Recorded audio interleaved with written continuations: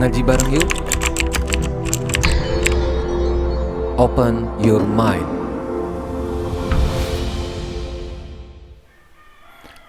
Assalamualaikum ahli surga. Tabi pun. Bismillahirrahmanirrahim. Alhamdulillahirabbil alamin arrahmanirrahim maliki yaumiddin. Iyyaka na'budu wa iyyaka nasta'in. Ihdinas siratal mustaqim. Shiratal ladzina an'amta 'alaihim ghairil maghdubi 'alaihim waladdallin. Amin. Amin. Amin ya rabbal alamin. Para ahli surga yang dimuliakan oleh Allah Subhanahu wa taala. Jumpa lagi dengan Kiai Ikada. Pada kesempatan yang berbahagia ini, kita akan belajar bersama, mengkaji bersama tentang zakat. Dulu, pengetahuan Kiai, zakat itu yang dilakukan setahun sekali. Zakat fitrah dilakukan di akhir Ramadan, menjelang sholat Idul Fitri. Lalu infak itu yang diberikan kepada masjid atau bangunan-bangunan dan yang lain sebagainya. Lalu sodakoh. Sodakoh itu yang hukumnya sunnah.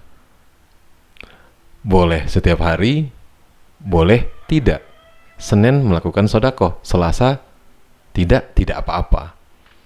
Maka, kalau kita buka kembali ayat demi ayat, maka ada satu firman Allah yang akan kita temukan dan menjadi sumber atau pondasi filsafat Al-Quran sebagai jawaban logika Kiai pribadi. Apa itu yang pertama? Yaitu Aqimu as-solata, pasangannya pasti, wa atu az-zakah. Yang kedua, aqimis sholah lidzikri. Dari dua firman Allah ini atau dua kalimat ini, maka yang pertama, aqimu as-solata atau aqimus sholata wa atu az-zakat atau wa atuz zakah. Sholatnya setiap hari. Kenapa zakatnya setahun sekali? Maka aqimu as-sholata itu adalah perintah sholat berjamaah. Kalau perintah sholat sendiri, aqimis sholah atau aqim as-sholata. Tidak ada kata atau kalimat wa'ati az-zakah atau wa'ati zakah. Tapi kalau perintah berjamaah, pasti ada kalimat wa'atu az-zakah atau wa'atu zakah. Maka, pelaksanaan zakat itu harus setiap melaksanakan sholat berjamaah semampunya. Ada yang mampu 1.000 rupiah, ada yang mampu 5.000, ada yang mampu 100.000. Esensinya adalah ketika setelah melakukan sholat berjamaah, maka wajib menunaikan zakat semampunya secara berjamaah tentunya. Tapi, yang memilih sholat sendiri, aqimis sholah lidzikri, maka dia tidak ada kewajiban melaksanakan atau menunaikan zakat. Apa kewajibannya? Jangan sampai menjadi orang-orang yang sahun. Kalau sudah melaksanakan sholat lalu menjadi orang yang sahun, maka fawailul lil musallin allazina hum an sholatihim sahun. Jangan sampai lupa. Sahun itu lupa, bukan lalai. Sujud sahwi itu karena lupa. Jangan sampai kita lupa bacaan yang kita baca dari takbir sampai salam. Maka pelaksanaan zakat itu adalah setiap hari semampunya. Atau ketika melaksanakan sholat berjamaah, maka wajib menunaikan zakat setelah sholat berjamaah. Dalilnya adalah aqimu as-sholata wa atu az-zakah. Ini esensi dari zakat yang pertama. Ini filsafat Quran dalam menunaikan zakat. Jadi bukan setahun sekali, tapi setiap hari semampunya, sesuai dengan kemampuan masing-masing. Kemudian, kita akan kumpulkan ayat-ayat tentang zakat, infak, dan sodakoh. Kalau Kiai pribadi setelah mengumpulkan ayat demi ayat, baik itu ayat mubayyinat, baik itu ayat mufassalat, maka infak itu adalah cara atau teknik mengeluarkan zakat atau memberikan zakat atau menunaikan zakat yang diridhoi oleh Allah. Jadi infak itu adalah teknik atau metode mengeluarkan zakat yang diridhoi oleh Allah Subhanahu wa taala. Nanti ada 5 rukun mardotillah. 5 metode mendapatkan ridha Allah dalam segala perbuatan kita. Dan sodakoh itu artinya hasil dari perbuatan orang-orang yang beriman atau bertakwa. Jadi sodakoh itu bukan memberi saja. Memberi sesuatu itu sodakoh, artinya hasil perbuatan orang yang benar. Makanya senyum itu adalah sodakoh. Perbuatan wajah itu senyum, ciri orang yang bertakwa. Perbuatan mata melihat. Kalau melihat yang benar-benar menjadi sodakoh. Kalau melihat yang buruk-buruk menjadi tidak baik. Maka harus dibatasi dengan kalimat istighfar, sehingga kita tidak jadi berdosa. Perbuatan telinga itu mendengar atau mendengarkan. Mendengarkan yang baik-baik menjadi sodakoh. Mendengarkan yang buruk-buruk menjadi tidak baik di sisi Allah Subhanahu wa Ta'ala. Begitu pula sifat, watak, tabiat, dan perbuatan-perbuatan yang lainnya, mulai dari sholat, nusuk, mahya, dan mamat. Jadi teman-teman, antara zakat, infak, dan sodakoh itu merupakan satu kesatuan yang saling menguatkan. Zakat itu adalah harta yang halal dan thayyib.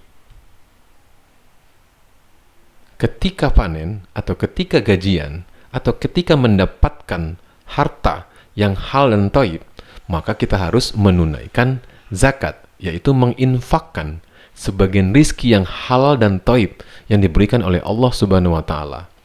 Jadi tekniknya namanya infak. Dan hasilnya yaitu sodakoh. Maka untuk memastikan sodakoh itu adalah hasil dari perbuatan yang benar, walaupun itu tidak berbuat, itu disebut sodakoh juga, baik itu senyum. Maka kita akan buka surat Al-Baqarah ayat 177 sebagai salah satu ayat mubayinat dari esensi, maksud, dan mafhum sodakoh. Kita buka bersama-sama surat Al-Baqarah ayat 177. A'udzubillahi minasyaitonirrajim. Bismillahirrahmanirrahim.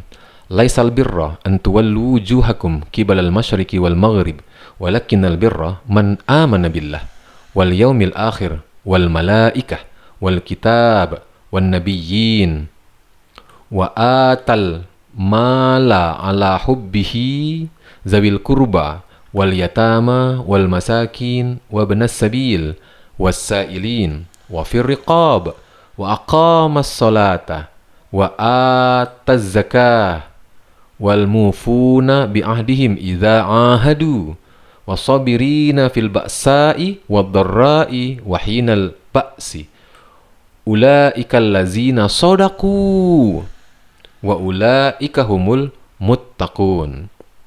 Kita perhatikan terjemahannya, teman-teman. Bukanlah menghadapkan wajahmu ke arah timur dan barat itu suatu kebajikan, birrun. Akan tetapi sesungguhnya kebajikan itu ialah beriman kepada Allah. Beriman kepada Allah, sodaku adalah sodakoh, hasil perbuatan orang-orang yang benar. Beriman kepada hari kemudian adalah sodakoh.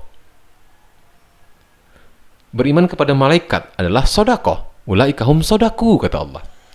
Beriman kepada kitab-kitab, nabi-nabi adalah sodaku atau sodakoh. Wa ulaika humul muttaqun, dan itulah orang yang bertakwa.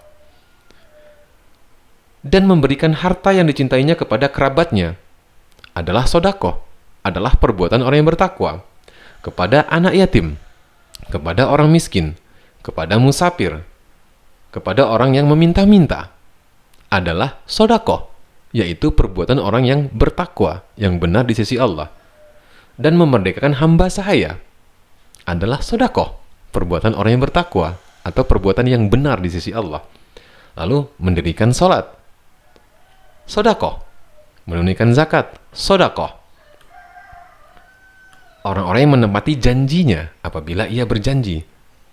Menepati janji adalah sodaku atau orang yang benar imannya, yaitu orang-orang yang bertakwa.